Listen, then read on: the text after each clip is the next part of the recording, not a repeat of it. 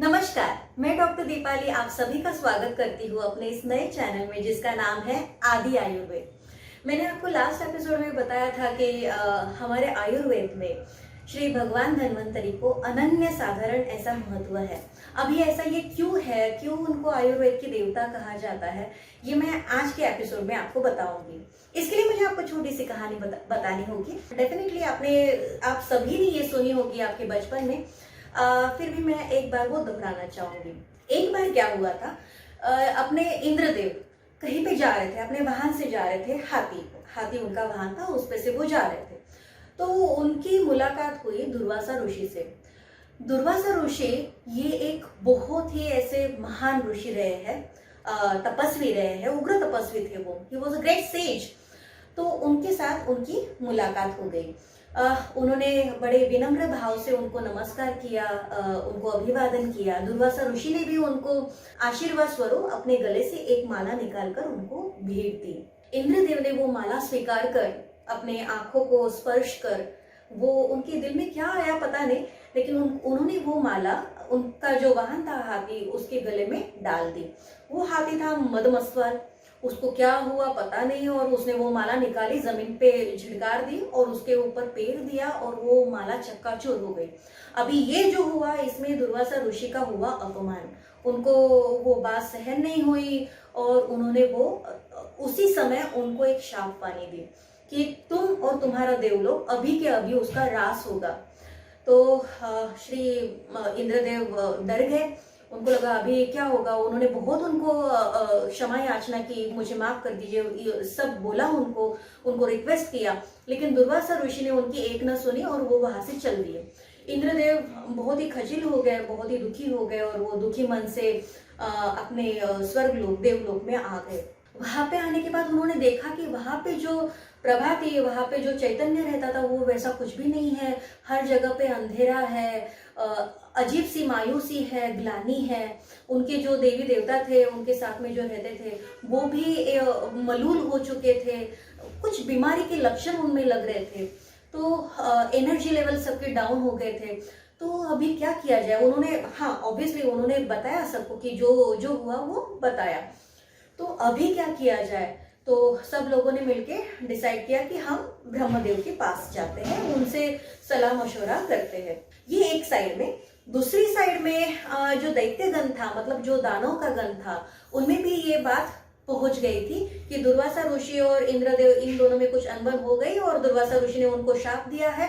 अभी ये लोग कमजोर हो गए, ये देवगण, पूरा समस्त देवगण कमजोर हो गया है और यही समय है कि उन पे अटैक करें, उनसे युद्ध करें और जो स्वर्ग लोक है उस पे हम कब्जा कर ले।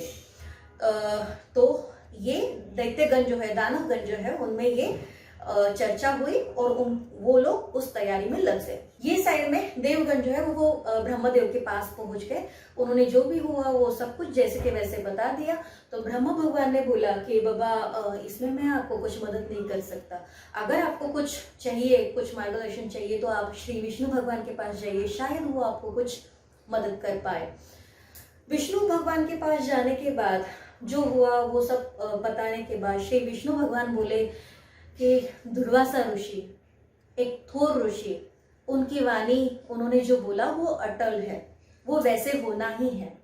मात्र एक ही चीज आपको बचा सकती है उनके वाणी से, या फिर उनके शाप, उन्होंने जो शाप दिया था कि पूरा संपूर्ण देवगण रास हो जाएगा, उससे एक ही चीज बचा सकती है, वो है अमृत।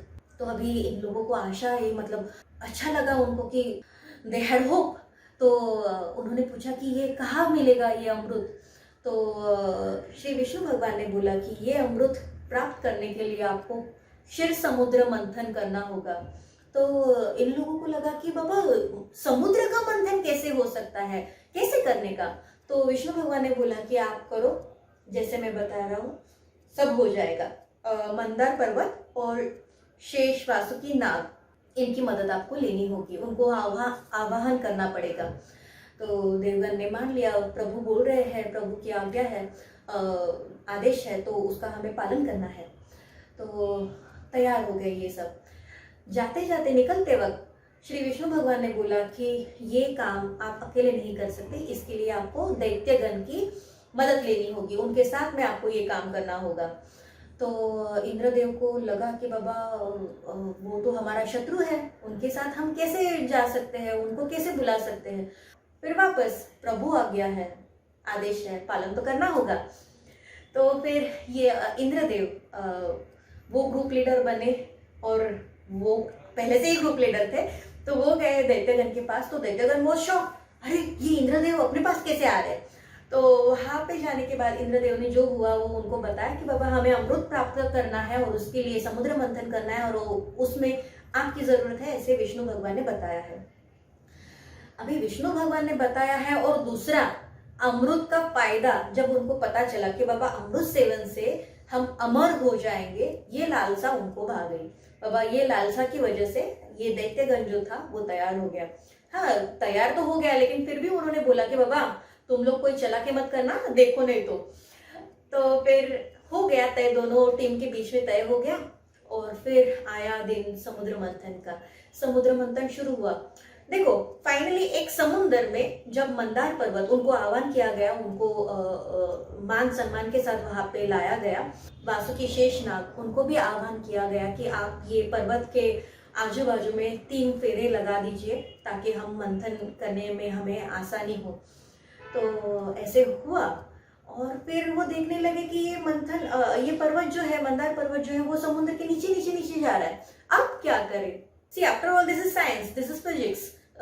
पानी में मिट्टी कैसे ऊपर तैर सकती है। फिर अब यहाँ पर विष्णु भगवान ने कुर्मा कर लिया, कछुए का रूप उन्होंने लिया, और एक विशाल काय कछुआ, एक टॉर्टोइज, उसके ऊपर उन्होंने बोला कि मेरे कवच के ऊपर, मेरे पीठ के ऊपर ये पर्वत को उन्होंने धारण किया। और वहां से फिर आगे समुद्र मंथन शुरू हुआ। समुद्र मंथन करते वक्त 14 रत्न बाहर आए। सबसे पहला जो आया रत्न, उसे कहा जाता है हलाल विष। वो विष जो श्री शंकर भगवान ने अपने प्राशन करके कंठ में धारण किया, इसलिए उनका कंठ जो है वो नीला हो गया उनका, और उनको हम नीलकंठ नाम से बुलाते हैं। वो विष इसलिए उन्होंने धारण किया क्योंकि वो विष बहुत ही जालिम था। उसकी एक बूंद भी समुद्र में अगर पड़ती तो पूरी जीव सृष्टि हमारी समाप्त हो जाती, नष्ट हो जाती, इसलिए उन्होंने वो धारण किया था। फिर उसके बाद में उच्चेश्वर या फिर उच्चश्रेव, जो एक बहुत ही तेजस्वी ऐसा घोड़ा था, वो ऐरावत हाथी, ये हाथी है, वो भी एक दूध जैसा एकदम सफेद सा बहुत श्रेष्ठ ऐसा हाथी था। फिर कल्पवृक्ष, पारिजात वृक्ष, फिर कौस्तुभ मणि, चंद्रमा, वज्र, लक्ष्मी देवी, फिर वारुणी, अप्सरा, रंभा, मेनका वगैरह, फिर कामधेनु और पांचजन्य शंख। सबसे आखिरी जो रत्न आया वो है श्री भगवान धन्वंतरी अमृत घट के साथ। तो ये जो यहाँ पे जो उनका वर्णन किया जाता है, समुद्र मंथन की कथाएं जहाँ जहाँ पर भी है, तो वहाँ पर जो श्री भगवान धन्वंतरी का वर्णन किया गया है वो विष्णु भगवान से मिलता जुलता है।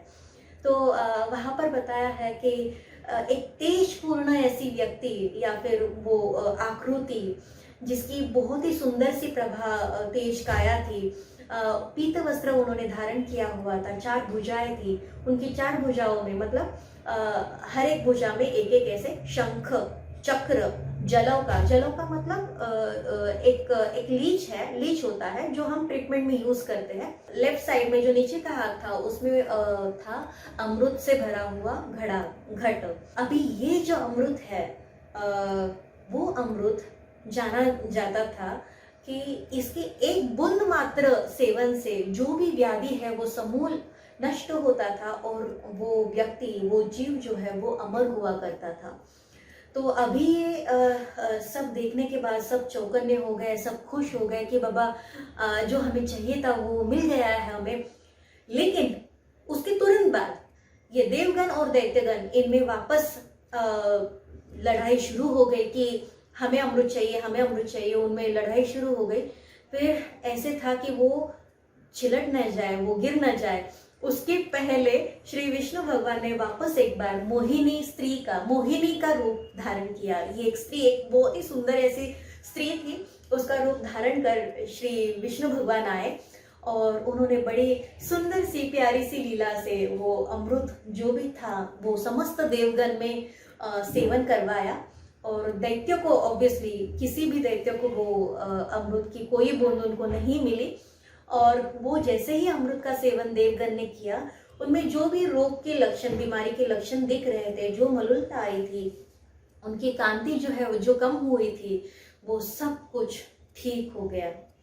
तो इसी प्रकार देवगण के सबसे पहले जो चिकित्सक रहे हैं वो धन्वंतरी भगवान, मतलब उनकी चिकित्सा करने के लिए ही ये समुद्र मंथन हुआ। उसमें से जो धन्वंतरी भगवान आए, उन्होंने उनकी चिकित्सा की। इसीलिए श्री धन्वंतरी भगवान को सबसे पहले देवगण का चिकित्सक माना जाता है। फिर यहीं पे ये जो मीटिंग थी जहाँ पे ब्रह्मदेव थे, श्री विष्णु भगवान थे, शंकर भगवान थे, समस्त देवी देवतागण था, दैत्यगण था, तो यहाँ पर एक तय हुआ कि श्री धन्वंतरी भगवान, मतलब पाताल लोक में तो हो ही गया है, लेकिन भूलोक में भी जो जीव सृष्टि है उनमें उनका उपयोग हो, इसके लिए धन्वंतरी भगवान पृथ्वी पे आएंगे, भूलोक में आएंगे, ऐसा तय किया गया। तो जो भी हमारे ग्रंथ है उसके अकॉर्डिंग हमें 3 कालखंड ऐसे मालूम है जहाँ पे धन्वंतरी का नाम बताया गया है, या फिर उनका जो अवतार लेना था भूलोक में, पृथ्वी पे, वो बताया गया है। तो सबसे पहला जो बताया जाता है ब्रह्मवैवर्त या फिर भागवत पुराण में, तो उसमें जो बताए गए हैं धन्वंतरी का जो वर्णन किया है, तो उनको बोला जाता है आदि धन्वंतरी। तो उन्होंने वो जो अवतार था या फिर वो जो आए थे, मनुष्य रूप में आए थे, तो उन्होंने बहुत लोगों की, उनके आजू बाजू जो भी प्रजा थी उनकी सेवा की, रुग्ण सेवा की, आयुर्वेद जन सामान्य में फैलाने की कोशिश की। तो ये पहले धन्वंतरी भगवान रहे हैं। दूसरे धन्वंतरी जो बोले जाते हैं वो काशी के राजा दियोदास, उनको कहा जाता है काशीराज दियोदास, उनको दूसरा धन्वंतरी बोला जाता है। अभी ये जो धन्वंतरी थे, इन्होंने मनुष्य जाति को 2 ग्रंथ दिए हैं। एक पहला ग्रंथ है चिकित्सा दर्शन और दूसरा ग्रंथ है चिकित्सा तत्व निजनामा। अभी ये दोनों भी ग्रंथ अपने पास अवेलेबल नहीं है। फिर तीसरा जो बोला जाता है वो है सम्राट अशोक के कालखंड में। तभी के जमाने में कैसे हुआ करता था कि राजा के दरबार में, राज्य दरबार में जो भी जिस पैटर्निटी में या फिर प्रोफेशन में जो भी श्रेष्ठ ऐसे व्यक्ति है, उनको रत्न या फिर कोई भी एक उपाधि दी जाती थी। तो सम्राट अशोक के कालखंड में रत्न ऐसे कहा जाता था। तो उनके राज्य दरबार में 9 रत्न थे। तो 9 रत्न में से एक रत्न जो था, एक चिकित्सक जो था, श्रेष्ठ ऐसा चिकित्सक जो था, वो था धन्वंतरी। अभी ये इन्होंने, मतलब राज्य में जो राज दरबार है वहां पे जो कोई बीमार होता है वो हुआ, या फिर प्रजा में से कोई बीमार होता है वो हुआ, तो सबकी चिकित्सा ये धन्वंतरी भगवान ने की है। और उन्होंने जो भी चिकित्सा की है, उन्होंने जो भी ट्रीटमेंट बताए हैं, तो वो जहाँ पे जिस ग्रंथ में नमूद किए हैं, जो भी लिखा गया है, वो है धन्वंतरी निघंटु। अभी ये धन्वंतरी निघंटु, ये जो ग्रंथ है वो 3 पार्ट में था, उसमें से एक पार्ट अभी अवेलेबल है, बाकी के 2 पार्ट अपने पास अवेलेबल नहीं है। उसका कारण ऐसे है कि अभी हम जो भारत देखते हैं उससे कई ज्यादा व्याप्ति हमारे भारत भूमि की उस काल में थी। और हमारा भारत ज्ञान के लिए, ये ज्ञान भंडार के लिए बहुत ही ज्यादा मशहूर था। कहाँ से विद्यार्थी अपने यहाँ पे पढ़ाई करने के लिए आते थे। हमारे जो 3 मेजर यूनिवर्सिटीज थे, विद्यापीठ थे, वो था तक्षशिला, विक्रमशिला, नालंदा। ये तीनों विद्यापीठ में हमारा जो भी ग्रंथ थे, अभी तो अपने पास कुछ भी नहीं है, ऐसे मैं बोलूँ तो वो झूठ नहीं होगा, वो गलत नहीं होगा। तो तभी का जो हमारा भंडार था, वो सब मनुष्य के 2 गठों में जो झगड़ा हुआ, युद्ध हुआ और नाहक ये विद्यापीठ को जलाया गया। क्यों? नुकसान करना था, क्यों पढ़ाई करे, ऐसा था। मतलब लोगों ने पढ़ाई क्यों करनी चाहिए, बर्बाद कर दो सब। तो ये जो ईर्ष्या थी, इसमें जो वो गुस्सा था, वो गुस्से में जो ये जलाया गया है हमारे विद्यापीठ को। बाकी जगह भी ये विध्वंस हुआ है, डिस्ट्रक्शन हुआ है, but the destruction of this universities was major. तो हमारे बहुत सारे जो ग्रंथ थे वो ये इस लड़ाई में खाक हो गए। उसी में ये जो मैंने अभी बताया वो ग्रंथ, ये तो 2-3 ग्रंथ के नाम लिए, बाकी बहुत सारे ग्रंथ हैं जो जल गए, खाक हो गए। तो इसीलिए मैं कहना चाहती हूँ इस एपिसोड के एंड में कि पापा गुस्सा आता है, सबको आता है, इमोशंस है अपने, तो ठीक है, हो सकता है, लेकिन अपने गुस्से में अपने जो इंद्रिय है, 5 इंद्रिय जो होते हैं, अपनी बुद्धि जो है, उसको हमें कंट्रोल में रखना हमें आना चाहिए। अगर हम ऐसा नहीं करते हैं, अगर बुद्धि कंट्रोल में नहीं रही, मन कंट्रोल में नहीं रहा और ये इंद्रिय उन्होंने अपना रंग दिखाया, तो फिर जो डिस्ट्रक्शन होता है वो खुद का तो नुकसान करता ही है, वो समाज का भी नुकसान करता है। तो भाई खुद की तो सोचो, समाज की तो सोचनी ही है, लेकिन खुद की तो सोचो। तो इसीलिए मैं कहती हूँ कि पापा हमें कंट्रोल में होना चाहिए।